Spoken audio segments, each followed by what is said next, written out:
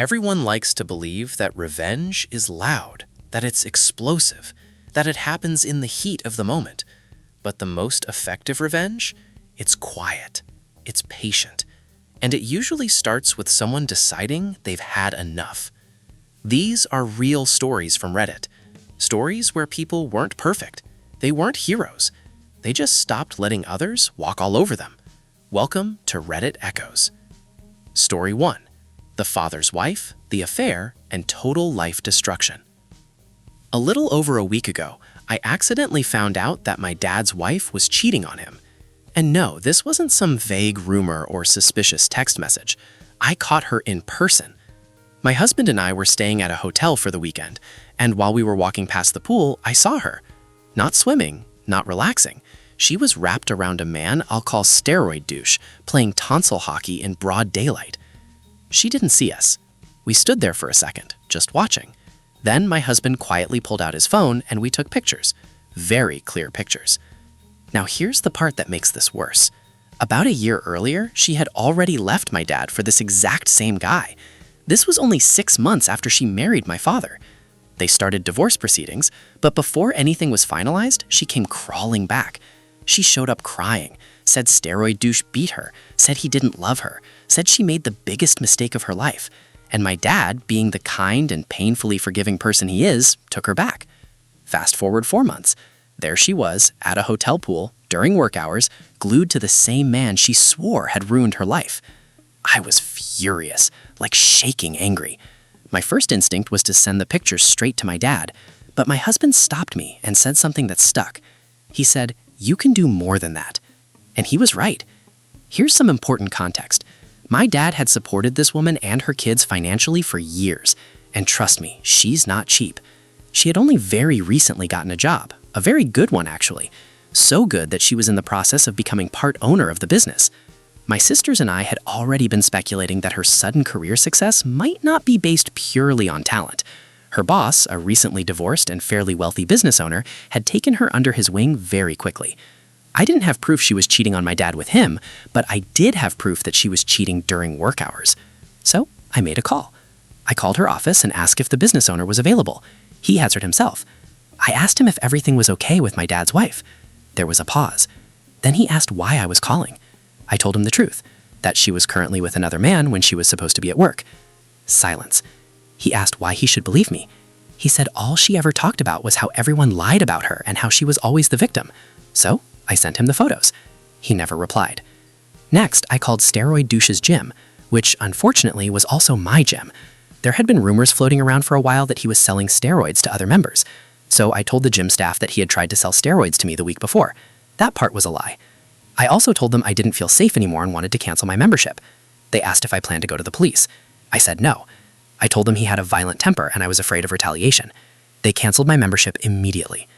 Only after all of that did I send the photos to my dad, along with a long message telling him how much I loved him, how sorry I was, and how he deserved better. A week later, everything exploded. My dad's wife was fired. She lost her job and any chance of becoming a co-owner. Apparently, the business owner completely trashed her publicly at the office and caused such a scene that a customer posted a detailed rant about it on a local Facebook page. Small town. Very damaging. People started piling on in the comments. Someone even shared a story about how she'd slept with their husband at her previous job. Then there was Steroid Douche. He had rented a locker at the gym, and in the fine print of the locker agreement, the gym had the right to search it. They did. Inside, they found an unregistered handgun. He's a convicted felon. So yeah, he's probably going to prison.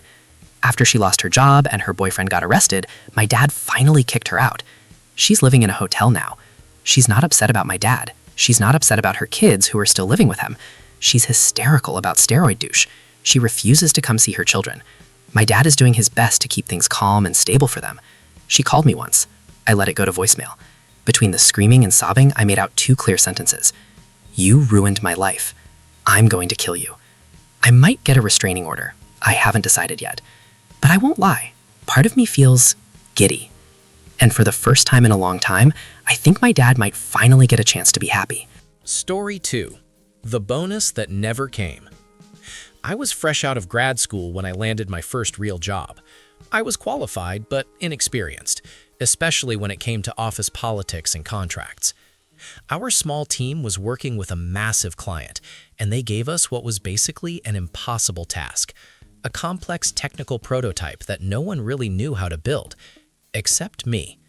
I was the only one with the relevant expertise, so most of the actual work fell on my shoulders while everyone else managed timelines and meetings. At the beginning, my team leader promised me a bonus, roughly 30% of my annual salary. He told me it came directly from the client. That bonus mattered. I wasn't rich. I had student loans. I had plans. The problem was, none of it was in writing. Over the next 2 years, I worked relentlessly. The bonus never showed up. Every now and then I'd ask about it in meetings.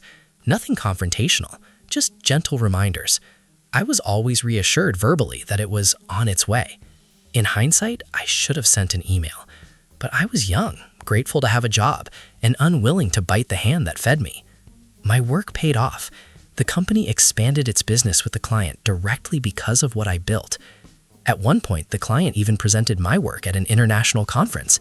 They claimed it as their intellectual property, which was legally true, but still left a bad taste in my mouth. Money was flowing. Both companies were profiting, and still no bonus. By the 3rd year, my contract was coming to an end. They wanted to keep me. I was the only person who understood the system end to end. They offered me a decent salary increase. At the contract negotiation meeting, I asked about the bonus one last time. They looked confused. They said they had no recollection of ever promising me anything. They said I should have gotten it in writing. Fair enough. Lesson learned the hard way. But then I found out where the money actually went. The bonus the client had contributed was being used to sponsor an intern who was supposed to join my project. That was it for me. Human Resources sent me the new contract to review before signing. Everyone assumed I'd stay. What they didn't realize was that I hadn't signed anything yet. I checked my emails carefully. There was nothing in writing where I agreed to continue the job. So when the next workday arrived, I simply didn't show up. No notice, no warning.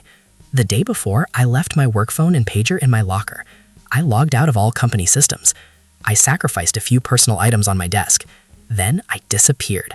I ignored every email, every call, every message. For months. It was oddly peaceful, knowing I had probably caused a catastrophe. Later, I learned what happened. They lost the client. No one else could do the work. Other clients followed when staff were reshuffled to cover my absence. The company downsized. Eventually, it was swallowed by a competitor. My former boss didn't fare well either. The stress triggered a substance abuse problem, then a divorce. Years later, he tried to contact me again. I never responded. Sometimes I still think about that bonus. It could have changed my life. But trust, once broken, is very expensive. Story 3. The bank that wouldn't stop calling. About 15 years ago, I lived in the Dominican Republic. Out of nowhere, I started getting automated phone calls from a bank I'd never heard of. They were asking for someone else. Let's call him Juan Martinez. At first, I ignored the calls. They came once every week or so. Eventually, I called back and explained that I wasn't Juan Martinez and had no account with them. They apologized, promised it wouldn't happen again. It kept happening. I called multiple times. Each time I was passed between departments and reassured. Then one night, my phone rang at 1:30 a.m. I thought someone had died. That was the moment I snapped. The next day, I dug out an old fax modem card. I worked in IT and still had plenty of outdated equipment lying around. I found the bank's website and collected the fax numbers for every branch in the city, about 20 of them. I created a polite but very large document, asking them to stop harassing me. The rest of the pages simply said, "Stop harassing me," in the biggest bold font possible. I copied it 100 times. Then I faxed it to every branch. I still smile imagining 20 offices discovering piles of identical faxes and calling headquarters in confusion. The phone calls stopped permanently. Story 4. Telemarketers learn a lesson. I once started getting non-stop calls from a newspaper company trying to sell me a subscription. At first, I was polite. I told them I wasn't interested and asked them to stop calling. They didn't. So I called them back and asked to speak to a supervisor. The supervisor apologized and promised the calls would stop. They didn't. After about 20 more calls, I realized something very important. If they were allowed to interrupt my evenings, then clearly interruptions weren't a problem for them. So I went out and bought one of their newspapers. Inside, they had a page listing the staff, editors, managers, business contacts, with phone numbers. That evening, I started calling them. At home. Politely. I'd say something like, "Hi, I'm calling because your company keeps harassing me, and I'd really appreciate it if you stopped." Most of them were annoyed. One of them absolutely lost it. She screamed at me for calling her personal number and threatened to call the police. I told her that was fine, but as long as the company she worked for kept calling me, I would keep calling her. Suddenly, my phone stopped ringing. Funny how quickly problems get solved when they become personal. Story 5. Fax machine malicious compliance. I used to work in collections, and part of my job was dealing with businesses that were overdue on their payments. Some of them had a favorite tactic: delay, postpone, pretend nothing was happening. Even when you spoke directly to the owner or their lawyer, negotiations could drag on for months. My favorite excuse was always the same. They'd say they never received the fax. I'd fax the paperwork, get a confirmation receipt, and somehow, magically, they still hadn't gotten it. "Oh, gee, sorry," they'd say. "Could you refax it?" So one day, I apologized for the confusion and asked a very simple question. I asked if it was okay for me to keep refaxing the documents until they finally received a copy. They agreed, very smugly, because they had no intention of acknowledging anything. They figured they'd just throw the faxes away like always. So I made 3 copies of the bill. I taped them end to end, and I fed the first page into the fax machine. As the last page came out, I taped it right back onto the beginning. An endless loop. Within an hour, I got a phone call. They were screaming, yelling about their fax machine being jammed, demanding to know what I had done. I calmly replied, "So you're acknowledging receipt now?" They paid shortly after. Funny how cooperation improves once the printer starts fighting back. Story 6. The long game. I used to work at a company I genuinely liked. The people were good, the work was solid. There was only one problem. A guy named Murray. I don't know why, but from day one, we just didn't like each other. No big arguments, no dramatic blow-ups, just mutual dislike. I kept it professional. I worked with him when I had to, stayed polite, and never let personal feelings get in the way of my job. Eventually, a promotion opened up. It was really down to 2 people, me and another guy. That guy just happened to be close friends with Murray. When I didn't get the promotion, I was disappointed, but I accepted it. It happens. Then a friend quietly pulled me aside and told me what really happened. Apparently, Murray had gone directly to the hiring manager and badmouthed me. He didn't just criticize my work, he attacked my character. And it worked. That was the moment I stopped being angry and started being patient. Murray had a habit of bragging about how he drove home drunk and never got caught. He loved talking about how easy it was to avoid checkpoints. I filed that information away. Months later, we had a staff party. Drinks were flowing. Murray was exactly who you'd expect him to be. I stayed longer than I wanted to. I watched him get completely wasted. When he finally left, I waited a few minutes and then made a call. I gave the police his license plate number and told them where he was heading. They caught him. He lost his license, he was fined, and because he lived outside the city, losing his license almost cost him his job. Since it happened after a work event, his manager also got into serious trouble. And that manager knew exactly what Murray had done to me and chose to do nothing. I didn't celebrate, I didn't brag, I just went home. Revenge doesn't have to be loud. Sometimes all it takes is waiting for someone to trip over the consequences they've been daring the world to give them. Some people call these stories revenge. Others call them consequences. Maybe the truth is somewhere in between. No one here walked away completely clean, but not everyone deserves forgiveness either. If you enjoyed these stories, you'll find more just like them right here. New Reddit stories every time. This is Reddit Echoes, and sometimes the echo hits harder than the original sound.